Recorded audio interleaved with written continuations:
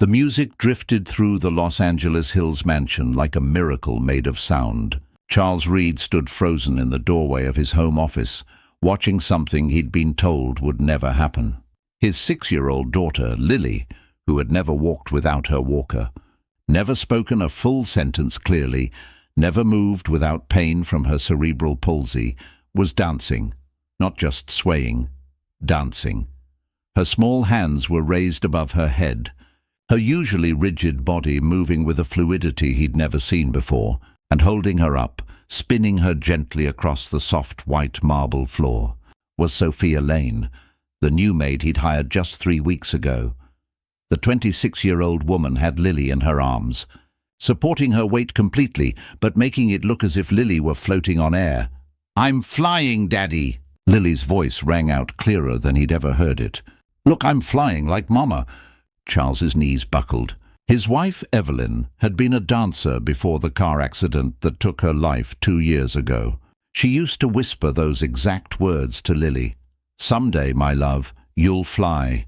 Tears streamed down his face as he watched his daughter laugh, really laugh, for the first time since the accident. Sophia was humming something in French, a song Evelyn used to sing every night before bed, and Lily, her voice trembling with effort, was trying to sing along, her words slurred but filled with joy. That was when Sophia saw him. She froze mid-spin, eyes wide with fear. Quickly, she tried to lower Lily back into her chair, murmuring apologies, but Lily clung to her, desperate. "No more flying. Please, Sophia." "Daddy, tell her. More flying." Charles looked at the young woman who had come to clean his house, now holding his fragile daughter as though she were made of light. And in that instant, he made a decision that would alter everything he thought he knew. "Don't stop," he whispered, his voice breaking. "Please, don't stop." But to understand how they reached that moment, we have to go back to where it all began.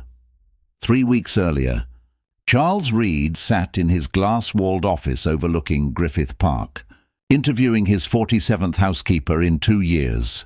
"Lily is difficult," he explained to the agency representative sitting across from him. "Not her fault. Her condition frustrates her. She throws things, screams. She's bitten the last 3 maids." The agency woman, Mrs. Harper, nodded carefully. "I understand she requires special care. We do have someone, but she doesn't have the usual credentials. No degree in child therapy or formal training in special needs. She's young, only 26, but she has something else." Charles sighed. "What else could possibly matter? I've hired nurses, specialists, therapists. Lily rejected them all." Mrs. Harper hesitated. "Heart," she said simply. "Sophia Lane has heart, and sometimes that's what children need more than credentials." Desperation had made Charles reckless enough to try anything.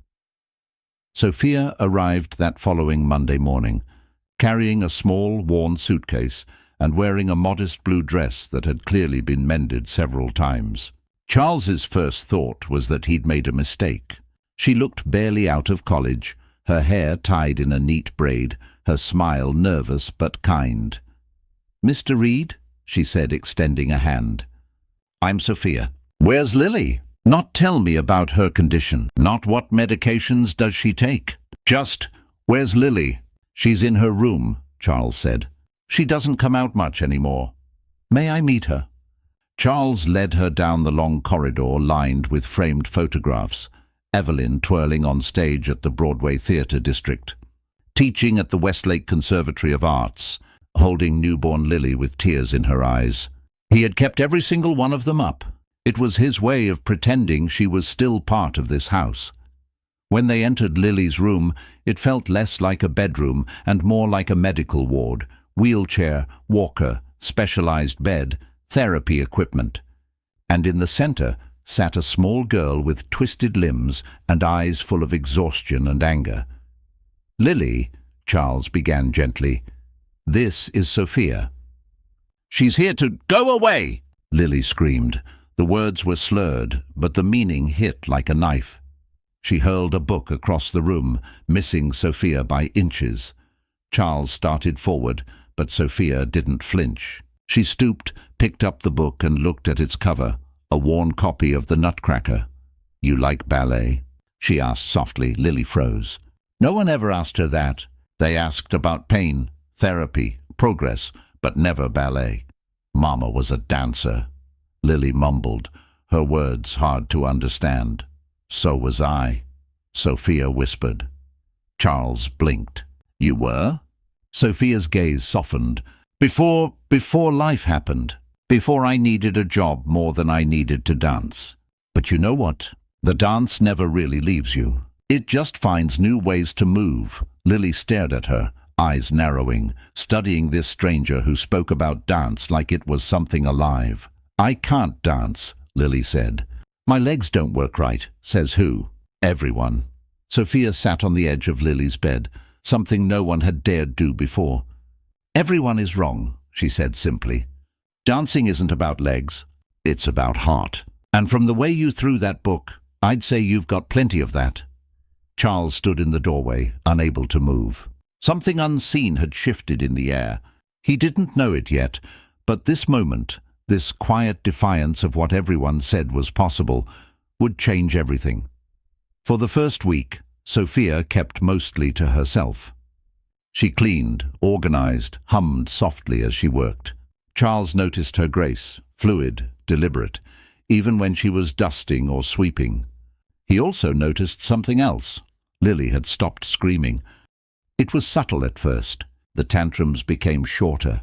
The silence between Lily's cries grew longer. Charles didn't dare hope. It felt dangerous to. But he couldn't ignore what he saw. Sophia had a presence, a rhythm that seemed to alter the air around her.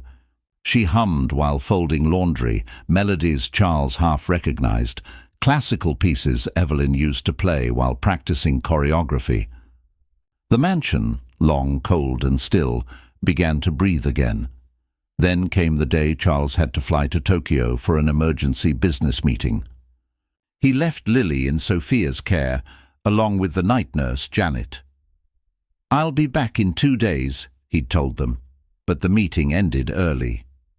Charles boarded an earlier flight and arrived home at 3 in the afternoon instead of midnight. When he entered the mansion, the quiet startled him. Therapy hour was never quiet. It was usually filled with Lily's sobs, the soft arguments of therapists coaxing her through pain, the mechanical rhythm of equipment, but now, silence. Then he heard it, music, not from speakers, but from a voice. A soft, lilting voice singing La Vie en Rose in French. Charles froze outside Lily's bedroom door, his heart clenched. That song, Evelyn's song. She'd learned it from her grandmother, who danced in Paris before the war. She used to sing it every night to Lily, her lullaby of courage and love. Since the accident, the melody had vanished from the house, too painful to hear. Until now. Charles pushed open the door quietly. Sophia sat on the edge of Lily's bed, holding the child in her lap. Between them lay a large photo album, Evelyn's album, the one Charles hadn't been able to open since her death. "That's Mama at her first recital," Lily was saying, her speech clearer than he remembered. "She was 15. She's beautiful," Sophia said softly. "You look just like her." Lily shook her head. "No, I don't. I'm broken." Sophia turned Lily gently to face her. "Broken? Baby girl, you're not broken. You're just built different, like a flower that grows sideways to find the sun. Still beautiful, just a different path." They sat in silence for a moment, a fragile warmth filling the room. Then Lily whispered, "Sophia, can you teach me the song?" "The French one. Mama used to sing it, but I don't remember the words." Sophia smiled. "Of course, sweet girl. But songs are better with movement, even tiny ones. Want to try?" Lily hesitated, then nodded. Sophia stood, lifting Lily with care and strength that defied her slender frame. She supported the girl's full weight, but kept her hands loose enough to let Lily's arms move freely. "When we sing La Vie en Rose, we think of pink clouds," Sophia said. "Can you reach for them?" Lily reached upward, her arms trembling, and Sophia began to turn slowly, gracefully, her voice filling the air with the same French melody Evelyn once sang. Then came a sound Charles hadn't heard in years. Lily laughed, not the bitter, angry laugh of therapy sessions gone wrong, but pure, unfiltered joy. "I'm floating," Lily gasped, eyes wide. "Sophia, I'm floating like Mama!" Charles's breath caught. Every instinct screamed to rush in, to hold them both, to be part of this miracle. But something stopped him. He stayed frozen in the doorway, afraid that even one word might shatter what he was witnessing. Sophia wasn't following any medical routine. No rigid therapy sequence, no sterile precision. She was simply dancing with his daughter, seeing her not as a diagnosis, but as a child who wanted to move. For 20 breathtaking minutes, Charles watched as Sophia transformed that room into a stage. She narrated softly, guiding Lily through an imaginary ballet about a princess who couldn't walk but could fly when someone believed in her. Every turn, every lift was crafted to make Lily feel free, her tiny muscles working in harmony with Sophia's strength. The princess realized, Sophia said gently as they turned, that walking was just one way to travel. She could float. She could fly. She could dance in the arms of people who loved her. "Like me?" Lily whispered. "Exactly like you." That was when Lily said the words that split Charles's heart in two. "I wish you were my mama." Sophia froze, her breath catching. Then she pulled Lily close. "I can't be your mama, sweetheart. No one can replace her. But I can be your friend, your dancing friend. Is that okay?" Lily nodded, her head resting on Sophia's shoulder. More than okay. Charles's hands trembled where they clutched the doorframe. Watching a stranger give his daughter what money, therapy, and expertise never could, the simple grace of being seen, was unbearable and beautiful all at once. He took one quiet step inside the room. Sophia's eyes shot up. Her face went pale. "Mr. Reed, I'm sorry. I know I should be—" "No," Charles interrupted softly. "Don't stop." Sophia froze. "I need to see this," he whispered. Lily smiled at him, her face glowing with pride. "Daddy, I can dance." And in that moment, Charles knew nothing would ever be the same again. The following morning shattered the fragile peace Charles had found. The phone rang at 6 a.m., slicing through the quiet. "Mr. Reed," said a cold, clipped voice on the other end, "this is Dr. Amelia Frost from the California Pediatric Therapy Institute. I'm calling about Lily's treatment." Charles sat upright, heart already pounding. "What about it?" "We've received a concerning report from your night nurse. Apparently, unqualified household staff engaged in unauthorized physical manipulation of your daughter." His stomach dropped. "Unauthorized what?" "Mr. Reed, Lily's condition is delicate. Any untrained person attempting to move her could cause irreversible spinal or muscular damage. We strongly recommend an immediate evaluation. And frankly, you should terminate whoever's responsible." The line went dead before he could answer. Charles stared at the silent receiver, the doctor's words echoing in his mind. Irreversible damage. But when he closed his eyes, he didn't see damage. He saw Lily laughing, floating, alive in a way she hadn't been in years. Within minutes, he was downstairs. Sophia stood in the kitchen, preparing Lily's breakfast, oatmeal with berries arranged into a smiley face. Her hands trembled as she looked up. "Mr. Reed, the nurse told me she was reporting what happened yesterday. I understand if you want me to leave." "Leave?" Charles's voice was low, rough. "You're not going anywhere, but I need to know something." He stepped closer. "Can what you're doing hurt her?" Sophia met his gaze without flinching. "Everything I do, I test first. I check her muscle resistance. I watch her face for pain, not just movement. I support her weight completely. She never bears more than she can handle. My sister taught me that pain and joy feel different in the body. When Lily moves with me, she's not fighting, she's flowing." Charles's throat tightened. "The therapy center wants to evaluate her. They're calling what you did dangerous." Sophia's eyes hardened, voice shaking with quiet anger. "Of course they are. Because if this works, it means their $10,000 a week protocol isn't the only answer. It means you can't put a price tag on love, attention, and believing a child is more than her diagnosis. Charles stared at her for a long moment, and then something inside him broke loose.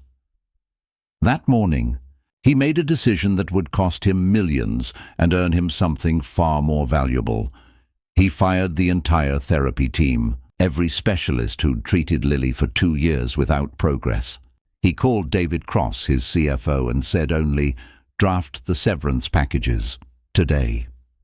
Then he turned to Sophia. "I want to hire you not as a maid, as Lily's companion, full-time, whatever you need, whatever equipment you think will help. But there's one condition," Sophia blinked. "Condition? You have to teach me. I want to learn everything you're doing. I want to be part of my daughter's life again." Sophia's eyes filled with tears. You want to learn?" Charles nodded. "You showed me what's possible. Now show me how." Before Sophia could respond, a scream ripped through the air. "Lily!" They sprinted to her room. Lily lay crumpled beside her bed, tears streaking her cheeks. "I wanted to surprise you," she sobbed. "I wanted to walk to the kitchen. I wanted to show Daddy I could be normal." Charles knelt, gently lifting her into his arms. "Baby girl," but Sophia moved closer, her tone calm but steady. "Lily, look at me." The child turned, eyes glassy with pain. "You are normal," Sophia said softly. "Normal doesn't mean being like everyone else. It means being yourself, and you are perfect. But I can't walk right. I can't talk right. Kids at school laugh at me." Charles's jaw clenched. He hadn't known. Lily had hidden that pain from him. "When I was dancing professionally," Sophia said, "there was one move I could never master. A grand leap. Everyone else made it look easy, but my body wouldn't do it. I cried, thinking I wasn't a real dancer because of it." Lily sniffed. "What happened?" Sophia smiled faintly. "My sister Clara said something I'll never forget. She told me, 'You're judging your swimming by how well you can fly.' She meant I was measuring myself by the wrong things. I couldn't leap, but I could move in ways others couldn't. I just had to find my own dance." Lily stared at her. "What if I can't find mine?" Sophia reached out her hand. "Then we'll find it together. Today's lesson, dancing with a fall. Because real dancers fall all the time. The magic is in getting back up." For the next hour, Charles watched as Sophia transformed disaster into discovery. She turned falling, something Lily feared, into part of the dance. Lower. "That's it," Sophia coached. "Feel the floor. It's not your enemy, it's your partner. Push against it. Let it push back." Lily giggled as she and Sophia rolled across the floor, each tumble becoming part of an elaborate story about princesses who tripped over clouds and laughed their way through it. Charles pulled out his phone and began recording, not out of habit, but instinct. Something about this felt historic. Later that night, replaying the footage, he noticed something astonishing. Lily's left leg, the one doctors claimed had almost no motor control, was moving. Tiny, subtle shifts to balance herself as Sophia guided her through each fall. Movements so slight they'd escape anyone not looking closely, but they were there. Her brain was learning, rewiring itself, motivated not by pain, but by joy. Charles sat in his study until dawn, reading everything he could find about neuroplasticity, dance therapy and alternative healing, and when the sun rose, he made another call to his CFO, David Cross. "David," he said, "we're starting a new division of Reed Global Health Innovations. I'm investing $50 million. It's time to prove the experts wrong." By morning, Charles had built an empire in his mind, not one made of money, but of possibility. He called the project the Reed Foundation for Restorative Movement, a new center that would merge traditional therapy with the kind of emotional, creative connection Sophia had unlocked. He envisioned rooms filled with music, art, and laughter instead of sterile machines and forced smiles. But before he could create a future, he had to face his past. The meeting that afternoon would decide everything. At 2:01 p.m., Dr. Amelia Frost arrived at the mansion, flanked by 4 specialists and 2 lawyers. They gathered around the long conference table, faces cold, professional, prepared for confrontation. "Mr. Reed," Dr. Frost began, her tone cutting and composed. "We need to discuss your daughter's welfare. We have documentation showing severe breaches of her care protocol." Charles didn't speak. He simply turned his laptop toward them. "Watch this," he said. The first video played, Sophia holding Lily as they danced. The child's laughter echoed through the speakers, clear and free. Her arms stretched wide, her face radiant. "Now," Charles said quietly, "this is Lily during your team's therapy last week."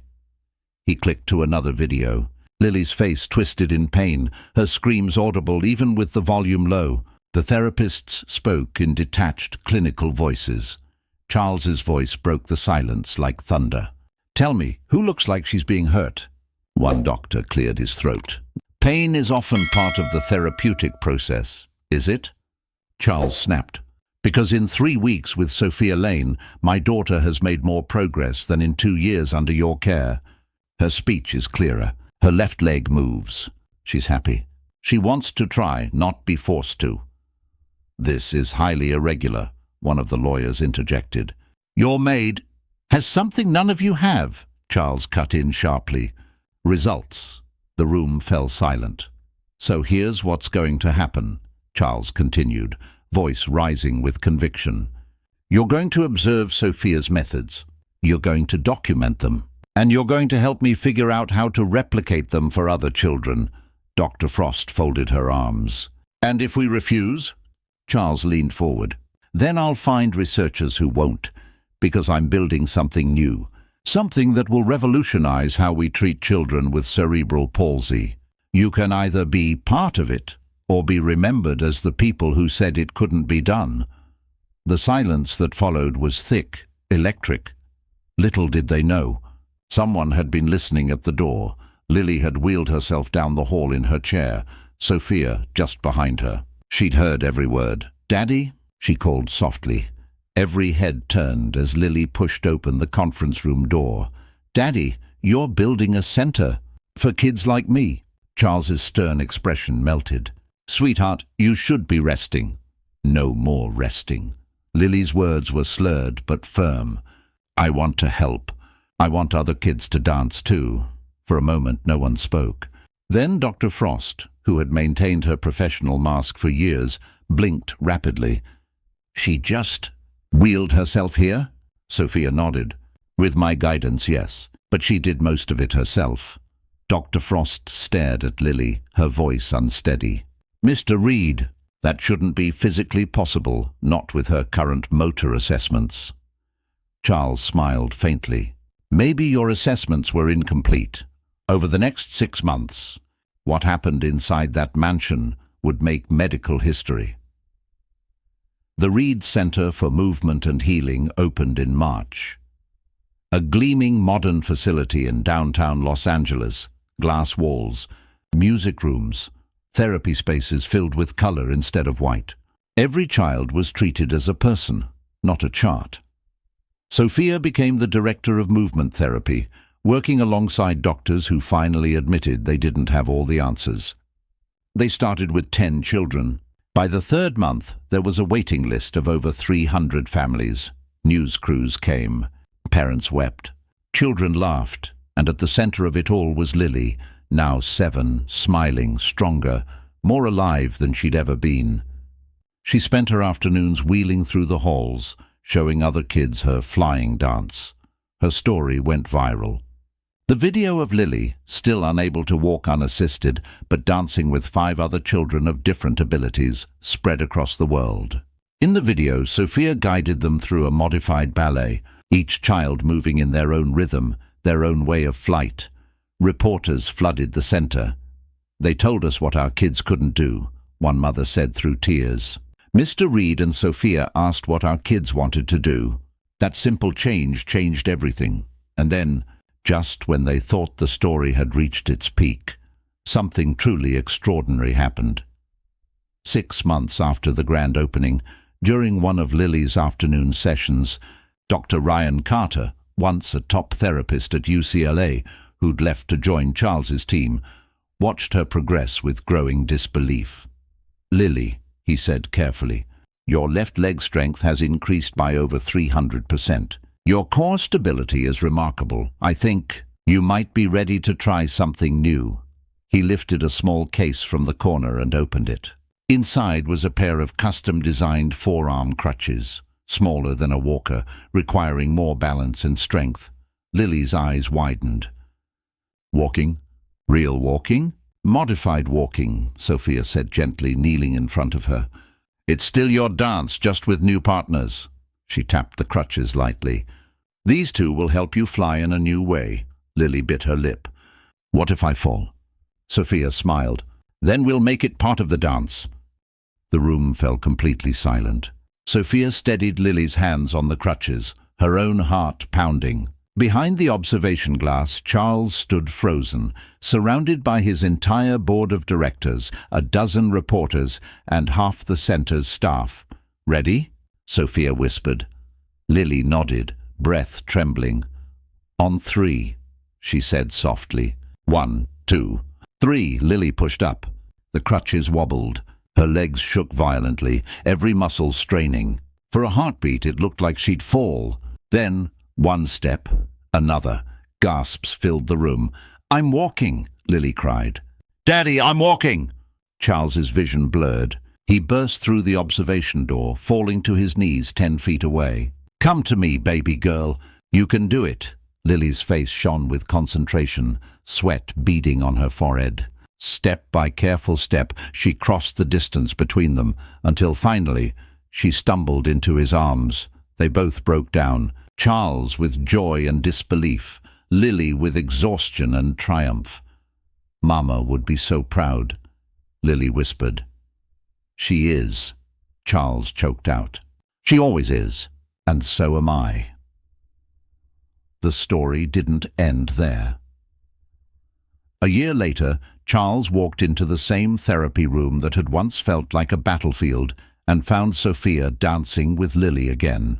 But this time, everything was different. The Reed Center for Movement and Healing had expanded to 3 locations, helping over 500 children.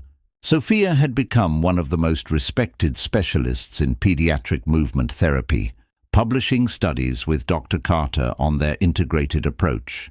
But no matter how busy she became, every afternoon at 3 o'clock she was still with Lily, dancing, laughing, inventing new ways to move. Lily, now 7, walked short distances with forearm crutches and used her wheelchair for longer trips. She treated both with equal pride. "The chair helps me fly," she liked to say. "The crutches help me walk." And Charles, he had changed the most. The man who once built an empire out of silence and grief had discovered something Evelyn always tried to teach him, that love wasn't measured in success, but in the courage to keep believing after everything falls apart. He had built wealth. Now he was building hope. The final scene that tied everything together came on the anniversary of that first dance. Charles returned home late from a board meeting and heard faint music drifting through the halls, La Vie en Rose. He followed the sound into the living room. The golden evening sun streamed through the massive windows, painting the marble in warm pink light. And there they were, Sophia and Lily, dancing. But this time, Lily was standing. Her crutches lay beside her. Her hands gripped Sophia's for balance, but her legs held steady, her body trembling with effort, but holding strong. "Look, Daddy," she called, her voice clear and confident. "I'm really flying." Charles stepped forward, tears already blurring his vision. He joined them. Awkwardly, clumsily, but dancing all the same. 3 people spinning together to the same song Evelyn once sang. 3 souls who had lost everything and somehow found each other. "Thank you," Charles whispered to Sophia over Lily's shoulder. You gave me my daughter back. You gave me myself back." Sophia shook her head, eyes shining. "No, Charles, you gave me a chance to honor my sister. You gave me a family." Lily squeezed both their hands. "Family," she said firmly. "That's what we are now, right, Daddy?" "Right, baby girl," Charles said softly. "That's exactly what we are." The music swelled, sunlight poured in, and for a moment the world stood still. Charles had spent decades building a fortune worth billions, but as he looked at the two people before him, he finally understood the truth. His greatest achievement wasn't made of glass or gold. It was made of love. Three broken people who had made each other whole, because sometimes the most valuable thing a man can find isn't something money can buy. It's the wisdom to recognize a miracle when it walks through your door. And sometimes that miracle comes dressed not in designer clothes or polished degrees, but in a mended blue dress and a suitcase full of hope. A young woman who refused to stop believing that even broken wings could still dance. Every afternoon at 3, no matter how busy life became, you could find them there, in the Los Angeles Hills mansion. A billionaire, a once broken little girl, and a young woman with nothing but heart, dancing together to the same French melody that had once been a lullaby of loss. Now, it was their hymn of healing. They danced the way Evelyn had taught them, imperfect, offbeat, beautifully human. Because miracles aren't found in perfection. They live in persistence, in love, and in the refusal to accept what the world says is impossible. If you were standing outside that house at sunset, you'd hear laughter echoing through the open windows, soft singing woven with the rhythm of small footsteps. And you'd know, without needing to see inside, that somewhere in that golden light, a little girl was still flying, and the people who loved her were flying right beside her. When love becomes the therapy, even the impossible learns to move. If this story touched your heart, don't let it end here. Share it with someone who needs to believe in second chances. Subscribe for more stories that remind us miracles aren't rare. We just forget to notice them, because sometimes all it takes to change a life is one person brave enough to believe.